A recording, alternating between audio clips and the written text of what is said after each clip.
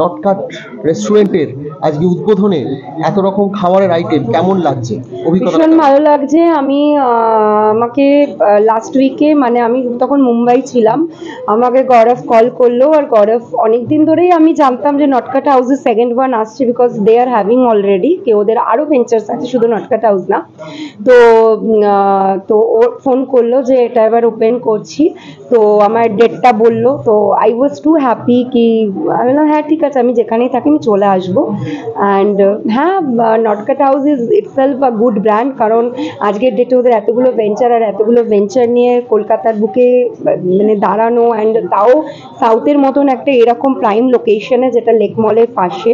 So yeah, খুব ভালো লাগছে। এবং আরও ওরা ফ্লারিশ করুক, আরও অনেক ভেঞ্চার ওদের রেডি হোক, আরও ওপেন করুক, এটাই চাইবো। বিকজ অলওয়েজ আমি ওদের খাবারের ভীষণ ফ্যান। অ্যান্ড ভেজ খেতে হলে আমি আগে ওখানেই যেতাম, আর এখন তো শুনছি এইটাতে ওরা ননভেজও রাখছে। এত রকম আইটেম, হ্যাঁ, আশা করি নিশ্চয়ই টেস্ট করেছো। তা সব থেকে ভালো কোনটা লাগে? আমি তো always I am a fan of dim sum and sushi of Nutcut, কারণ ওরা জানে ওদের পুরনো তার। এবং আমার মেয়েও গেলে ওদের পাস্তা ভীষণ ভালো লাগে বাসে। তো আই হ্যাভ সিন কি এখানে রেড সস পাস্তাটাও দিয়েছে, ওদের red sauce pasta is very tasty. And dim sum Susi তো ইজ ভেরি গুড। কারণ দেখো, ননভেজের ক্ষেত্রে কী হয়, ননভেজ আমরা বেঙ্গলিতেও অনেক অপশানস পাই, কিন্তু ভেজের ক্ষেত্রে কী হয়, ভেজের অনেক অপশানস, ভালো অপশানস আমরা অনেক কম রেস্টুরেন্ট বা ক্যাফেতে পাই, যেটা আমরা সত্যিই নটকাটে পেয়ে থাকি। কারণ আমি যখন আসছিলাম আমি বলেছিলাম ডিমসাম আমার জন্য রেডি রাখবি, আর আমার জন্য আমাকে এসে না, আমি যখন বলছি ডিমসাম রেডি, আমাকে এই প্ল্যাটারটা ধরাচ্ছে। আমি বলছি ইটস আ ম্যাঙ্গো সন্দেশ। বলছে না না ma'am, it's not a mango Sandesh, it's a dim sum. আমি খেয়ে দেখলাম, ভেতরে পুরো ওপরটা এরকম ম্যাঙ্গোর মতন, আর ভেতরটা এরকম চিজে ভরা। তো it's very tasty, very tasty. বলছি, চলচ্চিত্র জগতে তো অনেক শরীরের অনেক যত্ন নিতে হয়, খাওয়া দাওয়ারও অনেক রেস্ট্রিকশন থাকে। তো এইরকম একটা জায়গায় এসে এরকম এত রকম আইটেম, তো রেস্ট্রিকশনটা কি? না দেখো, আমি মনে করি যে রেস্ট্রিকশনস তো ডেফিনেটলি থাকে, তবে কি হ্যাঁ, তুমি যদি এখন এক থালা ভাত নিয়ে আর এত খাসির মাংস নিয়ে বসো, ডেফিনেটলি সেটা তো রেস্ট্রিকশনসের মধ্যে থাকতেই হবে। বাট আমি সব কিছুই টেস্ট করি, লিটল বিট টেস্ট করি। দেখো, ক্রেভিং সবারই থাকে, খেতে সবাই ভালোবাসে।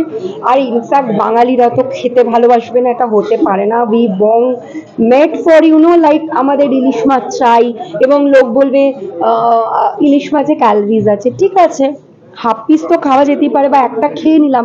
আচ্ছা ঠিক আছে, তুমি যদি একটু ক্যালোরিজ ইনটেক বেশি করেও নিলে, সেটা এক্সারসাইজ দিয়ে বার্ন করো না। তো সব কিছুর প্রসেস আছে, এরকম না যে খাওয়াটা বন্ধ করে দিতে হবে। তুমি জীবনে খাওয়ার জন্য বেঁচে আছো, খাওয়ার জন্য খাচ্ছ, তুমি যদি খাওয়া মানে ছেড়ে দাও, তুমি তো রাতে ঘুমাতে পারবে না। আর আমি নিজে দেখেছি, আমি একটা সময় কিটো স্টার্ট করেছিলাম, কিটো স্টার্ট করে I fallen like very weak. তো ঘুম আসতো না, খাওয়া না খেলে তো তুমি কার্বস অল্প তোমাকে নিতে হবে, সব কিছু একটু একটু লাইফে তোমার শরীরে দিতে হবে, নাহলে তুমি তো ঘুমাতে পারবে না। আর ঘুমটা তো আমাদের it's a very good medicine, তো ওটা না হলে তো আমরা সুস্থ থাকবো না। আমাদের ভোজন রসিক বাঙালিদের উদ্দেশ্যে কি বলবে, যারা খেতে পছন্দ করে এই নটকাটের?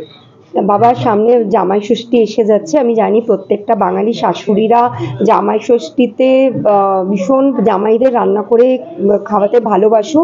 তো যেটা হয়, আমার বাড়িতেও হয়, সেটাই করো যে একবেলা ওই তোমাদের যারা চিংড়ি মাছের মালাইকারি, ইলিশ মাছ এগুলো খাও, আর একবেলা ডেফিনেটলি এরকম নটকাট এরকম এসে ওদের সুসি ডিমসাম এগুলো খাও, যেটা খুব হেলদি। তো একবেলা একটু ভারী খেলে, একবেলা হেলদি খেলে, হয়ে গেল ব্যালেন্স ডায়েট। Thank you.